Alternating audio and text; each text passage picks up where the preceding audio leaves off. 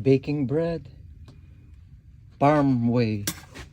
Look, it's baked. Baking bread. Right here. I learned this from Senior Luis.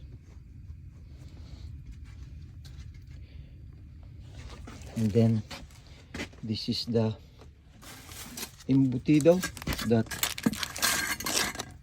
hopefully is still okay, that my friend Edgar Elade gave me.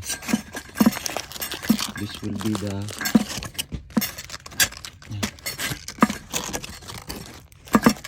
okay, right there, the embutido from Edgar Elade. This is the bread. This is how we bake bread here. Right. Oh look, it's too much.